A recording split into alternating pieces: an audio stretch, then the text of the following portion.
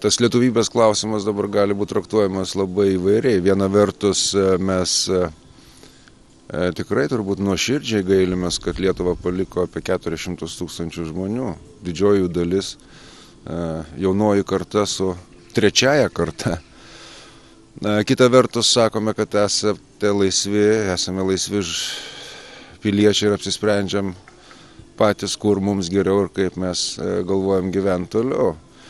Bet tokiam kontekste turbūt šalies nacionalinis interesas yra neprarasti sąryšio, galų galia pragmatiškai vertinti, išnaudoti tą faktą, kad tiek daug lietuvių gyvena ne motinoje Lietuvoje. Ką jau kalbėti apie pačią jauniausią kartą, kurie dėl įvairių aplinkybių galų gale gali primiršti pačią lietuvių kalbą, nekalbant jau apie istoriją ir taip toliau ir panašiai. Ką pamačiau šiandien, tai iš tikrųjų džiugina. Buvo įvairaus amžiaus, pavadinkime, vaikų nuo 10 iki 18 metų. Pirma, tai, kad nieks nežiovavo, tai gerai klausėsi su įdomumu. Pačius pagrindinius istorijos faktus, ypač šią dieną, kai verta prisiminti ir visą mūsų Lietuvos istoriją žino. Labai patiko. Labai patiko. Taip. Ką išmokote? Išmokom apie Lietuvą, kas vyko vasario 16. Patiko mums šiandien paskaita. Ir išmokome, kada Lietuva gavo nepriklausomybę ir kaip ją gavo. Susitikom su Lietuvos ambasadorė.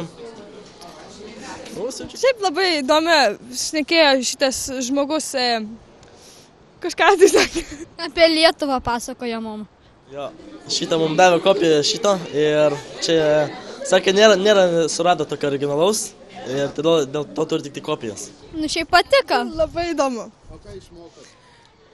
Pasiklausom apie Lietuvos tas svarbės dienas. Vasario 16. Išmokom viską apie Lietuvą, apie Lietuvos istoriją ir apie viską, kas vyko anksčiau, prieš 90 metų. Ir buvo man labai įdomu. Jo, nes nežinau, kad buvo tiek narių ten, kurie parašė tą raštą. Įdomu buvo. Vasario 16 čia Dubline yra šilta ir mes galime lauke tai bendrauti.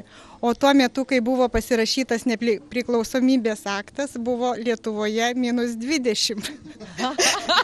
Tai man tas labiausia įstrigo. Kas ypač, nustebino galbūt, bet taip optimistiškai nustebino tai, kad vyriausieji, kurie jau baiginėja čia vidurinės mokyklas, galvoja apie grįžimą ir studijas Lietuvos universitetuose. Gal jiems trūksta kiek informacijos apie stojimą ar panašius techninius dalykus, bet tai, kad jie nepamiršę ir iš tikrųjų turi ryžtą grįžti, tai be galo džiugina. Tai, man atrodo, reikia iš tikrųjų skatinti, jau labiau, ko negali pasižymėti mūsų vyresnėsios kartos, jau turi gyvenimo patirties. Kitaip tariant, tam tikrą prasme jau pabuvę mūsų atstovais svetimose valstybėse, turi savo patirtį, pažiūrėti jiems, kaip keičiasi Lietuvoje gyvenimas. Be galo svarbu. Mes atvažiavom iš Korko, iš Airijos miesto, atvažiavom su traukiniu, keliavom gana ilgai, 3 valandas. Labai anksti keliausi, aš iš pradžių labai sunkiai keliausi. 6 ryto ir nepripratus taip anksti keltis. Bet negaila buvo. Negaila, nepasigailėjau. Džiaugiuosi, kad vis dėlto atsirado mokinių, kurie tikrai nori atvažiuoti šitą nepriklausomybės Lietuvos pamoką, kad atvažiavom laimingai, kad susipažinom dar su kitų mokyklėlių mokiniais. Čia aš sužinojau visokių apie viską, gavom dovanų. Bliskutė tokia, kur užrašyta yra visos mūsų 3 šventės. Aš labai džiaugiuosi, iš tikrųjų, Airija man labai patinka. Aš tikrai parodysiu mokykloje, ką gavau. Ir pasakysiu, kad iš tikrųjų aš džiaugiuosi, kad aš esu lietuvaitė, todėl nes yra labai garbinga ir labai turi gerą istoriją Lietuva. Labai gražios, aš važiuosiu namo šitą.